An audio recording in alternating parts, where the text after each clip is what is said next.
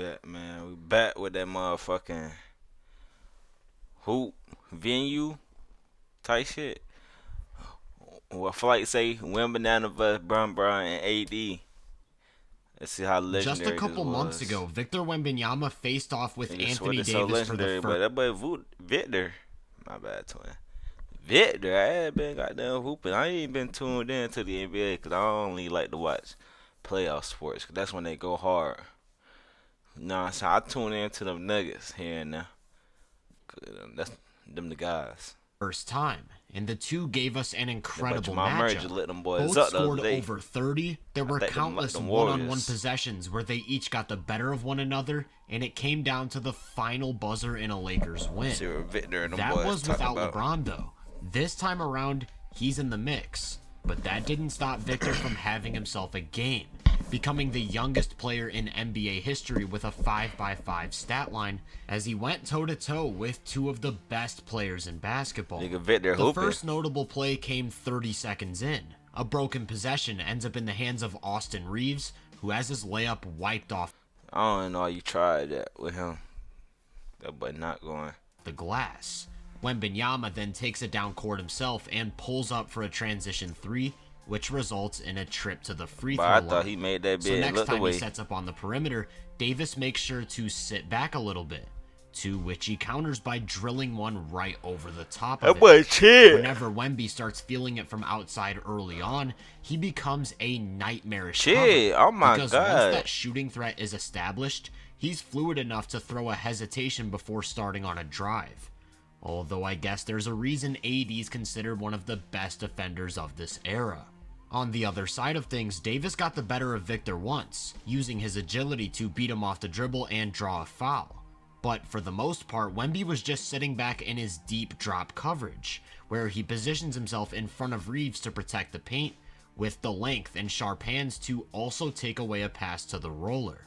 The Lakers tried a few different things to keep him away from the basket. On this one, you're going to see AD sit up top as a decoy to pull Victor above the free throw line, clearing the lane for LeBron James to cut into a lob.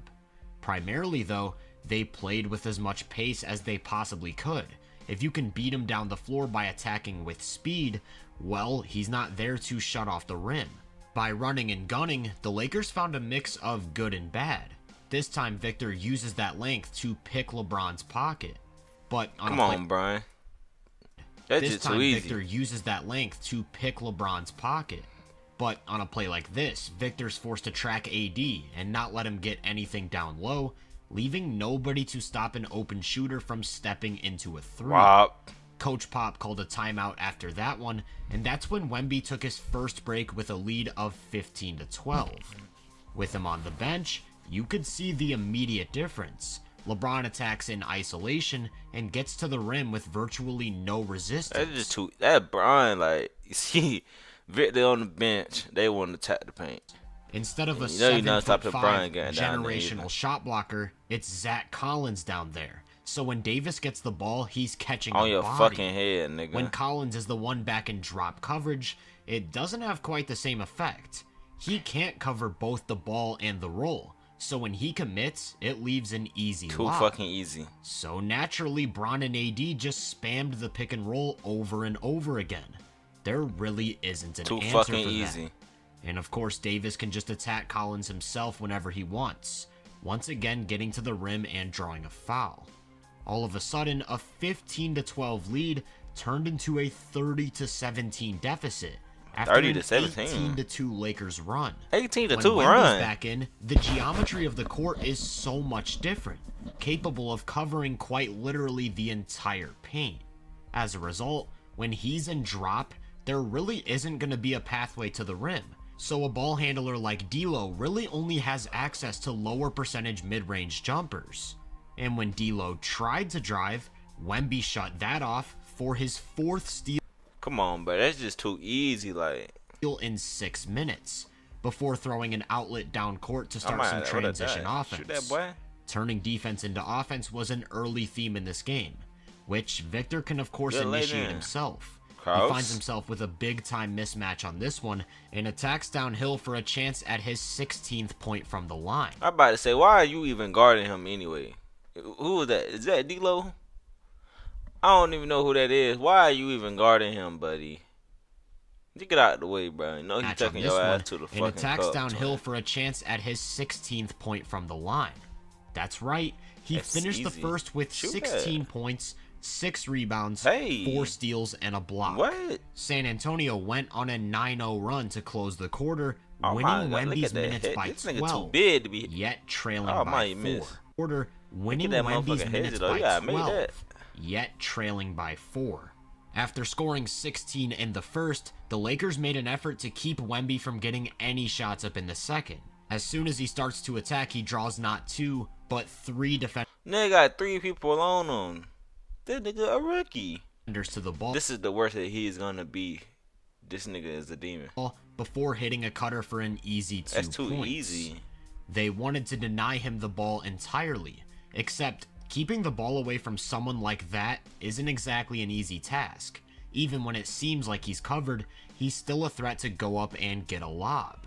To protect the basket from these above the rim opportunities, you sort of have to overplay him. When they go to a pick and roll, you can see how hesitant Jackson Hayes is to make any sort of play on the ball, which results in a wide open floater. So although Wemby wasn't doing much scoring, the Spurs still found themselves with quite a few good opportunities. Nothing in comparison to what the Lakers were doing. Bron started by running the pick and roll at Victor, and like I said, he forces ball handlers to live in the mid-range. It just so happened to be one of those nights for the King. The idea of a drop coverage is that it leaves some space to utilize the in-between game, and LeBron took full advantage, stepping into an elbow jumper.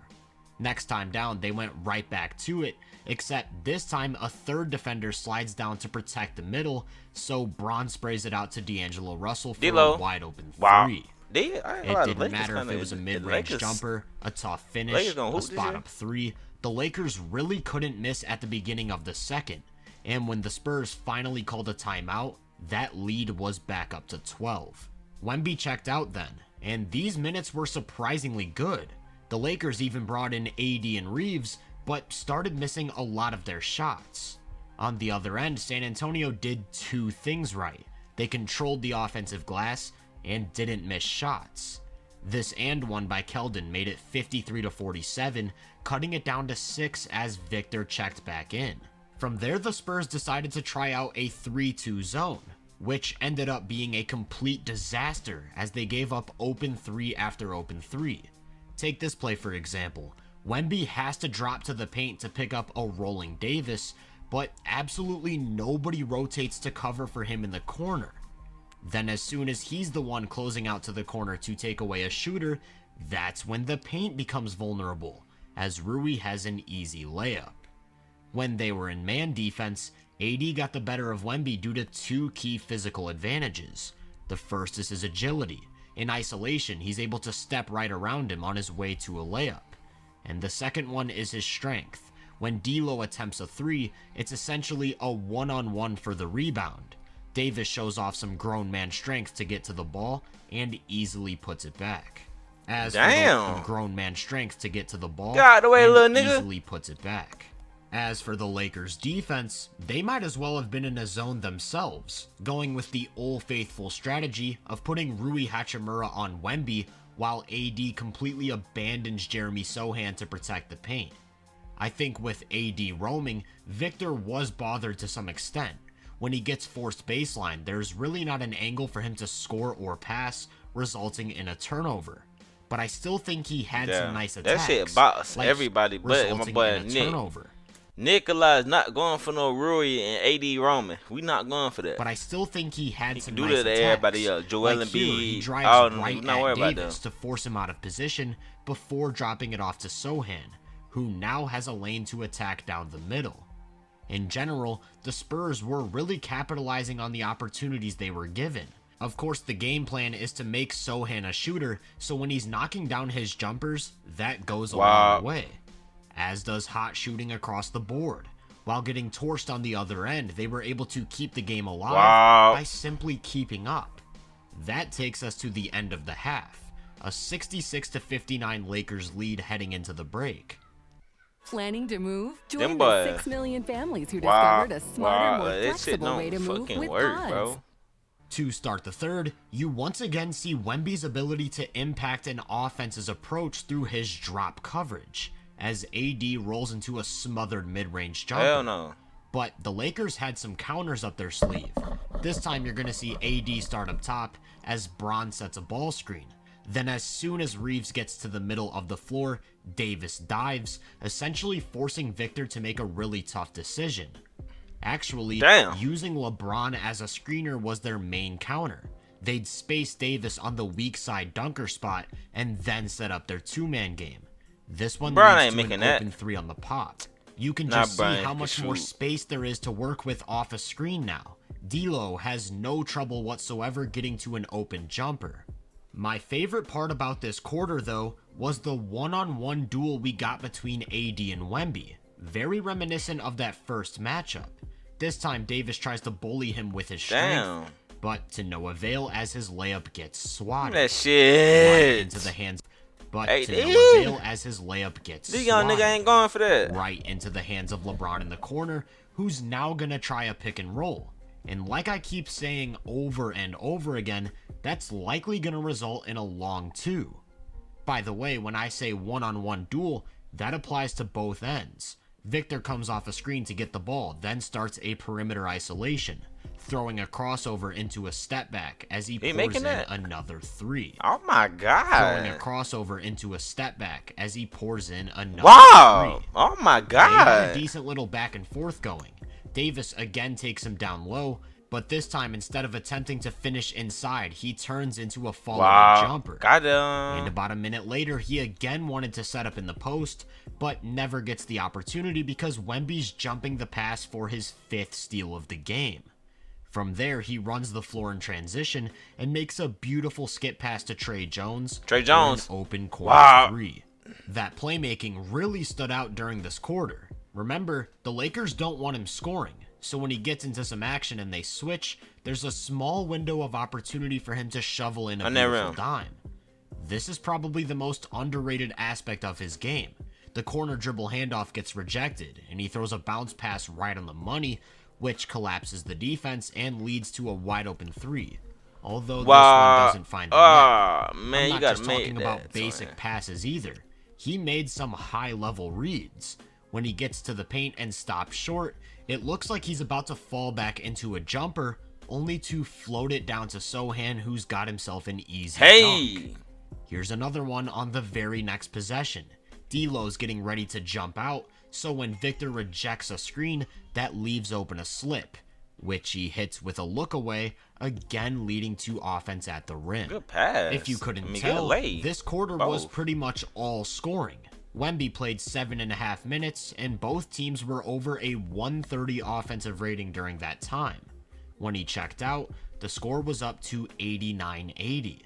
As for the rest of the quarter, pretty much neutral. Some back and forth, good offensive and defensive possessions from both teams, so we were looking at a 7-point game heading into the final 12 minutes. The Lakers decided to open the fourth with a zone of their own, the 2-3. One of the best ways to counter this look is to get the ball to the middle and make the right extra passes from there. Chances are you'll find a good shot. And they had some nice possessions, like this one where Cedi Osman gets it at the free throw line and hits a cutting Malachi Branham, who dunks all over Oh my god. And hits a cutting Malachi Branham, who is that? who dunks all over LeBron.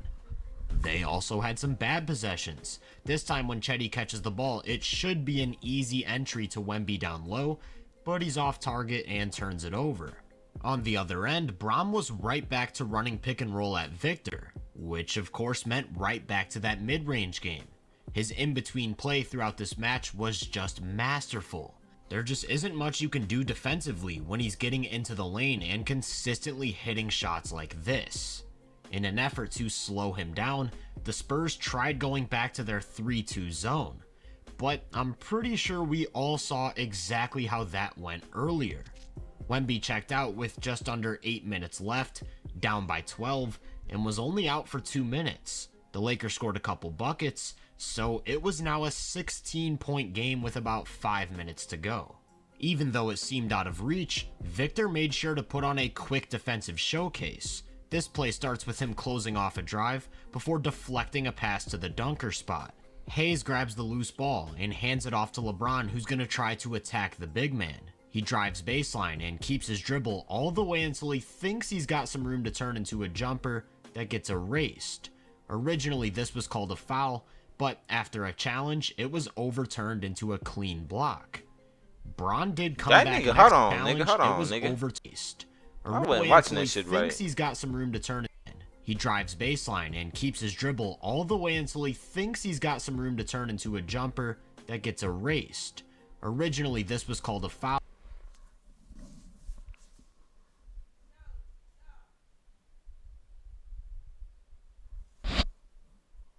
Got some room to turn into a jumper that gets erased.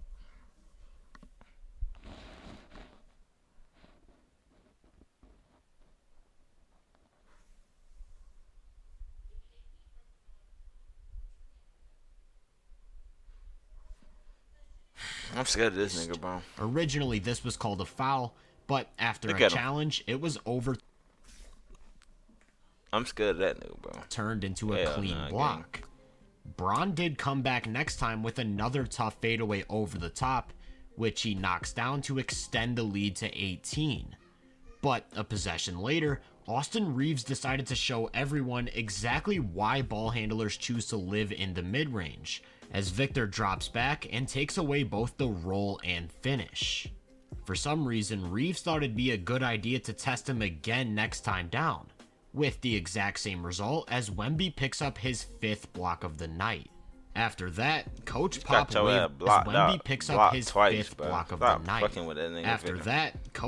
waved the white flag and pulled his young star, having seen everything he needed to see. You might have noticed that AD didn't see the floor one time in the 4th, and that's because he earned himself some extended rest. Through 3 quarters, he had 28 points and 13 rebounds on 76% true shooting. Nigga, AD out that bitch hooping, ain't it? LeBron had himself a night as well. 37 on 66% true shooting. And of course, the Lakers won. Niggas hooping. Still, the biggest story was Wembanyama, give me that shit, who finished this game with 27, 10, 8, 5, and 5. It doesn't even sound like a real stat line.